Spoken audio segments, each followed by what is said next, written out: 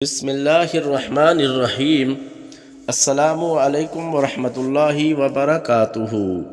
حضرت سعد اسود رضی اللہ تعالی عنہ نے بارگاہ رسالت میں عرض کی، یا رسول اللہ صلی اللہ علیہ وسلم، میں نکاح کرنا چاہتا ہوں لیکن کوئی شخص میری بدصورتی کے سبب مجھ کو رشتہ دینے پر راضی نہیں ہوتا۔ میں نے بہت سے لوگوں کو پیام دیے لیکن سب نے رد کر دیے۔ ان میں سے کچھ یہاں موجود ہیں اور کچھ غیر حاضر ہیں۔ رحمت عالم صلی اللہ علیہ وسلم جانتے تھے کہ اس سیاہ فام شخص کو اللہ تعالیٰ نے نورانی جبلت عطا کی ہے اور جوش ایمان اور اخلاص فی الدین کے اعتبار سے اس کا مرتبہ بہت بلند ہے۔ حضور صلی اللہ علیہ وسلم سراپا رحمت تھے، بے قصوں اور حاجت مندوں کے ملجا و ماوا تھے۔ اپنے ایک جانثار کی بے کسانہ درخواست سن کر آپ صلی اللہ علیہ وسلم کی شان رحیمی نے گوارا نہ کیا کہ لوگ اس کو محض اس وجہ سے ٹھکرائیں کہ وہ ظاہری حسن و جمال سے محروم ہے۔ آپ صلی اللہ علیہ وسلم نے فرمایا، سعد گھبراؤ نہیں، میں خود تمہاری شادی کا بندوبست کرتا ہوں۔ تم اسی وقت عمر بن وہب ثقفی کے گھر جاؤ اور سلام کے بعد ان سے کہو کہ رسول اللہ صلی اللہ علیہ وسلم نے آپ کی بیٹی کا رشتہ میرے ساتھ کر دیا ہے۔ حضور صلی اللہ علیہ وسلم کا ارشاد سن کر حضرت سعد اسود رضی اللہ تعالی عنہ شاداں و فرحاں حضرت عمر بن وہب رضی اللہ عنہ کے گھر کی طرف چل دیے۔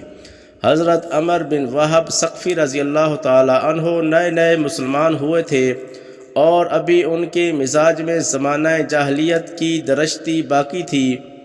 حضرت سعد رضی اللہ عنہ نے ان کے گھر پہنچ کر انہیں سرور عالم صلی اللہ علیہ وسلم کے فرمان سے مطلع کیا تو ان کو بڑی حیرت ہوئی کہ میری ماہ پیکر ذہین و فتین لڑکی کی شادی ایسے کریہ منظر شخص سے کیسے ہو سکتی ہے۔ انہوں نے سوچے سمجھے بغیر حضرت سعد رضی اللہ عنہ کا پیام رد کر دیا اور بڑی سختی کے ساتھ انہیں واپس جانے کے لیے کہا۔ سعادت مند لڑکی نے حضرت سعد رضی اللہ عنہ اور اپنے باپ کی گفتگو سن لی تھی۔ جو ہی حضرت سعد رضی اللہ عنہ واپس جانے کے لیے مڑے، وہ لپک کر دروازے پر آئی اور آواز دی، اللہ کے بندے واپس آؤ، اگر واقعی رسول اللہ صلی اللہ علیہ وسلم نے تمہیں بھیجا ہے تو میں بخوشی تمہارے ساتھ شادی کے لیے تیار ہوں۔ جس بات سے اللہ اور اس کے رسول صلی اللہ علیہ وسلم راضی ہیں، میں بھی اس پر راضی ہوں۔ اسی اصلاح میں حضرت سعد رضی اللہ عنہ آگے بڑھ چکے تھے۔ معلوم نہیں انہوں نے لڑکی کی بات سنی یا نہیں۔ بہر صورت بارگاہ رسالت میں حاضر ہو کر سارا واقعہ عرض کر دیا۔ ادھر ان کے جانے کے بعد نیک بخت لڑکی نے اپنے والد سے کہا، ابا جی، قبل اس کے کہ اللہ آپ کو رسوا کرے، آپ اپنی نجات کی کوشش کیجئے۔ آپ نے بڑا غضب کیا کہ رسول اللہ صلی اللہ علیہ وسلم کے فرمان کی پرواہ نہ کی اور حضور صلی اللہ علیہ وسلم کے فرستادہ کے ساتھ سخت سلوک کیا۔ عمر بن وہب رضی اللہ تعالی عنہ نے لڑکی کی بات سنی تو اپنے انکار پر سخت پشیمان ہوئے اور ڈرتے ہوئے بارگاہ نبی صلی اللہ علیہ وسلم میں حاضر ہوئے۔ حضور صلی اللہ علیہ وسلم نے ان کو دیکھ کر فرمایا، تم ہی نے میرے بھیجے ہوئے آدمی کو لٹایا تھا۔ عمر بن وہب رضی اللہ عنہ نے عرض کی، یا رسول اللہ صلی اللہ علیہ وسلم، بے شک میں نے اس آدمی کو لٹایا تھا، لیکن یہ غلطی لا علمی میں سرزد ہوئی۔ میں اس شخص سے واقف نہ تھا، اس لیے اس کی بات کا اعتبار نہ کیا اور اس کا پیام نہ منظور کر دیا۔ اللہ کے لیے مجھے معاف فرما دیجئے، مجھے اپنی لڑکی کی شادی اس شخص سے بصر و چشم منظور ہے۔ حضور صلی اللہ علیہ وسلم نے حضرت عمر بن وہب رضی اللہ تعالی عنہ کا عذر قبول فرمایا اور حضرت سعد اسود رضی اللہ تعالی عنہ سے مخاطب ہو کر فرمایا، سعد، میں نے تمہارا عقد بنت عمر بن وہب سے کر دیا ہے، اب تم اپنی بیوی کے پاس جاؤ۔ رحمت عالم صلی اللہ علیہ وسلم کا ارشاد سن کر حضرت سعد رضی اللہ عنہ کو بے حد مسرت ہوئی۔ بارگاہ نبی صلی اللہ علیہ وسلم سے اٹھ کر سیدھے بازار گئے اور ارادہ کیا کہ نوبہاتہ بیوی کے لیے کچھ تحائف خریدیں۔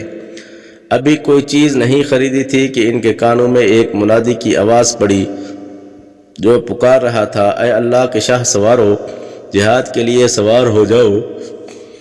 اور جنت کی بشارت لو۔ سعد رضی اللہ عنہ نوجوان تھے، نئی نئی شادی ہوئی تھی، دل میں ہزار امنگیں اور ارمان تھے۔ بارہا مایوس نہ ہونے کے بعد شادی کا مسودہ سننے کو ملا تھا، لیکن منادی کی آواز سن کر تمام جذبات پر جوش ایمانی غالب آ گیا اور نئی دلہن کے لیے تحائف خریدنے کا خیال دل سے یکسر کافور ہو گیا۔ جو رقم اس مقصد کے لیے ساتھ لائے تھے اس سے گھوڑا، تلوار اور نیزہ خریدا اور سر پر امامہ باندھ کر سرور عالم صلی اللہ علیہ وسلم کی قیادت میں غزوہ پر جانے والے مجاہدین میں جا شامل ہوئے۔ اس سے پہلے نہ ان کے پاس گھوڑا تھا، نہ نیزہ و تلوار، اور نہ انہوں نے کبھی امامہ اس طرح باندھا تھا، اس لیے کسی کو معلوم نہ ہوا کہ یہ سعد اسود رضی اللہ عنہ ہیں۔ میدان جہاد میں پہنچ کر سعد رضی اللہ عنہ ایسے جوش و شجاعت کے ساتھ لڑے کہ بڑے بڑے بہادروں کو پیچھے چھوڑ دیا۔ ایک موقع پر گھوڑا اڑ گیا تو اس کی پشت پر سے کود پڑے اور آستینیں چڑھا کر پیادہ پا ہی لڑنا شروع کر دیا۔ اس وقت حضور صلی اللہ علیہ وسلم نے ان کے ہاتھوں کی سیاہی دیکھ کر شناخت کر لیا اور آواز دی، سعد! لیکن سعد رضی اللہ عنہ اس وقت دنیا و ما فیہا سے بے خبر اس جوش و فرتگی کے ساتھ لڑ رہے تھے کہ آقا و مولا صلی اللہ علیہ وسلم کی آواز کی بھی خبر نہ ہوئی۔ چنانچہ اس طرح داد شجاعت دیتے ہوئے جام شہادت نوش کیا اور عروس نو کی بجائے حوران جنت کی آغوش میں پہنچ گئے۔ رحمت عالم صلی اللہ علیہ وسلم کو حضرت سعد اسود رضی اللہ عنہ کی شہادت کی خبر ہوئی تو آپ صلی اللہ علیہ وسلم ان کی لاش کے پاس تشریف لائے، ان کا سر اپنی گود میں رکھ کر دعائے مغفرت کی اور پھر فرمایا، میں نے سعد کا عقد عمر بن وہب کی لڑکی سے کر دیا تھا، اس لیے اس کے متروکہ سامان کی مالک وہی لڑکی ہے۔ سعد کے ہتھیار اور گھوڑا اس کے پاس پہنچا دو اور اس کے ماں باپ سے جا کر کہہ دو کہ اب خدا نے تمہاری لڑکی سے بہتر لڑکی سعد کو عطا کر دی اور اس کی شادی جنت میں ہو گئی۔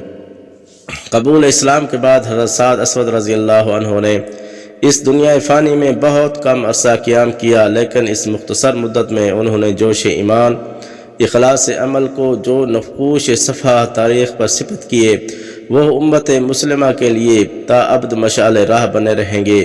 رضی اللہ عنہ، رضی اللہ عنہ، رضی اللہ عنہ۔